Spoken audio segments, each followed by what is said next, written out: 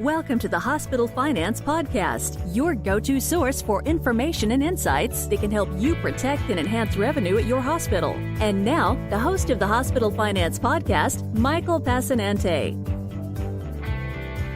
Hi, this is Mike Passanante, and welcome back to the Hospital Finance Podcast.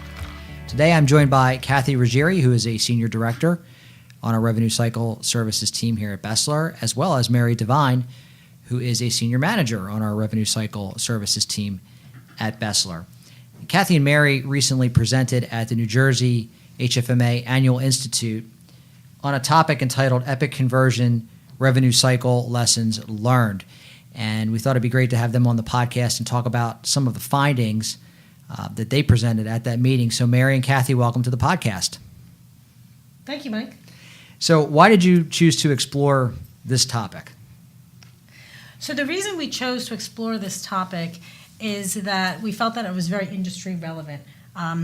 We work with a lot of providers across the country, and it just seems in the last 2 to 3 years, we constantly hear we're converting to Epic. So even though we didn't have firsthand experience in terms of actually going through an Epic conversion, we thought it would be a good idea to really tap into our clients and really get some industry relevant experience from them in terms of how their conversion went and their lessons learned. We also did a lot of research and watched some other webcasts as well. So we just thought it would be something that would be very relevant to, especially when we embarked in the New Jersey area, because so many providers are converting in the next year or two. Kathy, thanks for setting that up for us. So let's dive right into some of the things that you did find. One of the things that comes up with Epic conversions is the term Big Bang. Can you explain to us what Big Bang means? Sure. So Big Bang really means that when a hospital is embarking on the conversion, they're implementing all of the modules at once. So there's it's not a transition conversion as some people may have experienced in the past. Also, as they are embarking on the conversion, there really is a philosophy with Epic of really limiting the bolt-on technology. There's bolt-on technology that does, you do have to bring over, but the bottom line is they're really looking to reduce as much bolt-on technology as possible. Another thing with regard to just the Big Bang is as hospitals are really evaluating the systems that they're going to be using, sometimes there is an effort to convert for the hospital, but also the physician environment as well, which is very new to a lot of organizations, and they're moving towards a single billing office. And in conjunction with this, often there is a movement towards a combined statement. And the combined statement gives the opportunity where it's really more patient-friendly. And so this is just a lot of change, but the philosophy really is to embark on it really all at once and do a cut over to the new way. And Kathy, if I could just interject for 1 second. One of the big things that we heard about the Big Bang is the whole paperless. And we've been talking about going paperless for 20 plus years now. I think as long as I've been in healthcare, we've been talking about going paperless. And Epic really means paperless. They do not want you printing paper, keeping paper. Any piece of paper that you have, it is immediately scanned into Epic, and then you shred that piece of paper, or hopefully you're not even generating paper. So that is a big piece of the Big Bang, because you're really just eliminating any processes that requires you to have paper. I'm sorry, Kathy, go ahead. No, I think I'm good. I think we can move on, Mike. Wow. So another term that comes up when people are speaking about Epic conversions is the black hole. Can you explain a little bit about that and how you can avoid the black hole? Sure, Mike, I'll take that. So the black hole, Epic is infamous for creating these black holes. When we talk about the black hole, it's really the work queues and the way that you design your work queues that you risk a black hole being created. The intent of the work queue is to trigger your team to work an account timely. And, that is somewhat of a science, but also, you need to understand your payers. So you don't want any of your staff working an account that pays in 16 days, you don't want them working it on the 15th day. You want to work it on the 18th or the 20th day, because that's when you should begin following up on it because they haven't paid. And with that, providers tend to get real specific in their work queues and where they want an account to go and when they want it to show up and who's going to work it. And they get these accounts go off into these black holes, and you really can't get to them. Or worse yet, you forget, you get so specific that there's pockets of AR that really never hit a work queue, and the accounts end up never getting work. So, although we say you want to be somewhat general, you certainly want to, again, consider when accounts get paid and how the payer works and so on and so forth as you design these work queues. The other thing to consider is if you have work queues set up for, you have 30 staff members and you have 30 work queues or 60 work queues, and they're all, these 2 work queues are for Susie and these 2 work queues are Johnny, and Johnny quits. And you forget to get Johnny's work queue worked until it's replaced a month and a half later. Again, there's that kind of black hole that exists. And just as a final note, remember that as you're creating these workflows and these work queues, that you're not just looking at the hospital, but you're looking at the physician accounts as well. And those certainly have different timely billing and payment restrictions around them. So you want to watch that as well. And one other thing I just wanted to mention, one of the common themes that we heard from a number of providers was that, just because you set it up a certain way at the conversion doesn't mean that you can't reevaluate it and make changes to it post-conversion. And actually, a number of providers that we did speak with, that's exactly what they did. 6-9 months into it, they were making changes because they felt that maybe they just were overambitious, or they created too many or too few, and they were used to, and they got through the learning curve and all of that, and there was just an opportunity to really do some refinement. So just because you set it up a certain way doesn't mean that you can't make those changes, and to keep an open mind and constantly reevaluate. And just one more point, Kathy, that's a good point. As you're going into the Epic conversion and you're setting up work queues and you're thinking about your workflows, this is the time where you're really looking at your AR vendors and your outsourcing. And as you set up those work queues, that's the other thing you really need to consider, is what vendors are going to be working what population of accounts, so that you tag them to them and that you create work queues for them as well. So speaking of vendors, when you were talking to the providers as you put the presentation together, did any of them recommend the use of consultants for any part of the conversion process? That's a good question. And the number one place where everybody stressed the importance of using a consultant was around the revenue cycle assessment. And they really, really, really stressed to us the importance of doing a full-blown revenue cycle assessment. And we're not talking just a quick look under the hood. We're talking like peeling back the layers of the onion and having a consulting firm that really specializes in revenue cycle assessments.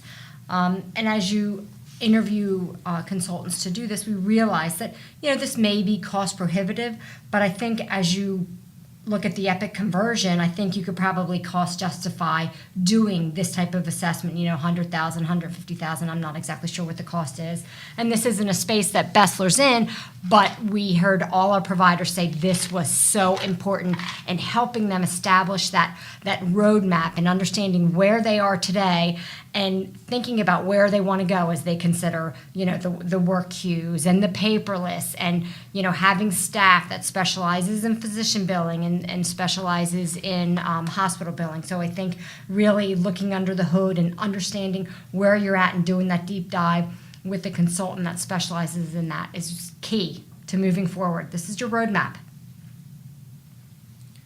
Yeah, and one other point with regards to this. One of the things, whether you have your consulting partner or something that you handle internally, but really make an effort in terms of the metrics. One of the things that Epic is really known for is their exceptional dashboard. And everyone we spoke with just raved about, just how great it was. But that's great because you're cutting over and you're bringing over your new AR with the conversion, but what you don't have is the picture before. And so it's really, really important to understand what your baseline metrics were pre-conversion, so that you really have the ability to do that comparative. So you can really see if there's disconnects. So once you're doing the system cutover, are there charges that are not coming over? Are there disconnects from a DNFB perspective? But if you are only really monitoring the new and not comparing to the old, actually I went to one full presentation on just the baseline metrics and having it in that comparison. So there's been a lot of just emphasis on the importance of that. Epic has something called a playground. Can you tell us what the playground is and how important that might be? Sure. The playground really essentially is the testing environment within Epic, and it's really an opportunity where you and your team can go and really spend a lot of time in terms of just learning how to use Epic. It's really critical to your long-term success, and almost everyone we spoke with felt that there was just not enough time with regards to the testing and being able to spend the time in the playground, so to speak. Charging is probably really one of the areas where everyone talked about the importance of testing. We even had one provider who made the decision to test every single charge combination. I think it was like 5,000 different charge routines, and they really took it to the next level and above because they just felt they were so committed to not having that disconnect. I mean, when you think about it, you're making this big conversion, and you really want to make sure you can't have revenue leakage. And as much testing as you can do in the area of charging, the better. Also, just having the buy-in, just from a leadership perspective, in terms of the emphasis on this initiative around the testing is also important. Also, talked a lot with providers with regards to parallel revenue cycle testing. So really mapping things through your old system and then mapping things through the new system and really seeing how things pan out in terms of the final bill. Are you really able to see all your condition codes and occurrence codes and value codes and all those things coming over? So really, really important. Our providers couldn't emphasize that enough. I completely agree with you 100%. I think the common theme across all the providers we spoke with, they said that this piece was just critical to their long-term success. What did they say about training when you spoke to the providers? Well, this was another common response was you just can't train enough. And in terms of just specifically within the revenue cycle, moving to the new workflows and the work queues, and really, a lot of the staff that within business offices have been there for a number of years. So this is really a really big change, and really making that investment in the training process was just so important. We did hear some, kind of flipping over to a clinical side, did hear some horror stories that some nurses and doctors didn't even realize that they were responsible for the charging process. So, just making that investment in the training was really, really important. Do you have anything else to add on that, Mary? Or the one thing I remember them talking about, again across the board, is that Epic requires a core team to be certified to do the training on site, and that core training team will go out to Epic and they'll get trained there, and then they'll come back and do the trainer thing. But they have a real strong competency around their trainers being certified. And the other thing we found across some of the providers is that some of the providers required the users, before they got their user ID, to be tested, and they had to get an 80% or above, or they could not get their username and ID and password. So I thought that was pretty interesting. Yeah, and just one more thing that I had left out, just the whole training initiative and that investment. You are going to see a change with regards to your productivity and the emphasis on your existing AR before you do your cutover. So really taking that into consideration in terms of, are you going to see that drop in productivity, and how does that relate to your conversion plan with related to outsourcing and those types of things. So just another thing to consider. Is there one piece of advice you could offer to providers that are getting ready to go through an Epic conversion? I think the one piece of advice through all this, I definitely would recommend that providers do not underestimate the implementation. 18 months sounds like a really long time to work on something, but it really goes fast, and there's a lot to do if you talk about, your workflows and combining the complete one statement with the physician and the hospital piece. And there were some providers that they said 18 months wasn't long enough, and they took it out to 2 years because they really wanted to make sure that they got this thing right. It is a conversion of a lifetime, really, and you cannot underestimate that. And it's just critical that everybody is geared up and ready to go.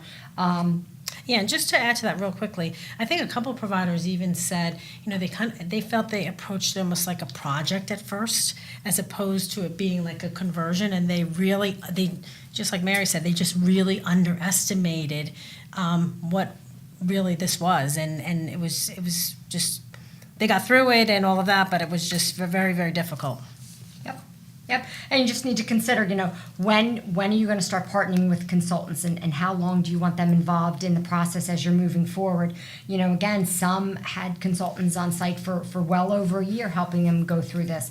And the other thing you can't forget is the health and welfare of your employees. The 40-hour weeks during this conversion process, they're over, and you need to make sure that your staff is continuously motivated and ready to go, and consider having, celebrations of whatever it is. You got through training, you throw a little party. You got through testing, you throw a little party. So you constantly want to be rewarding small steps and keeping the staff motivated and ready to go as you get through this conversion. Because again, not to repeat myself, but it is a conversion of a lifetime, and it's important. It's a lot of money that you as a provider are investing, and you want it to go right. Kathy and Mary, thanks for stopping by and shedding some light on the insights that you found around Epic conversions. Thank you. Thank you. If you have a topic that you'd like us to discuss on the Hospital Finance Podcast, or if you'd like to be a guest, drop us a line at update@besler.com. This concludes today's episode of the Hospital Finance Podcast. For show notes and additional resources to help you protect and enhance revenue at your hospital, visit besler.com/podcasts. The Hospital Finance Podcast is a production of BESLER Consulting.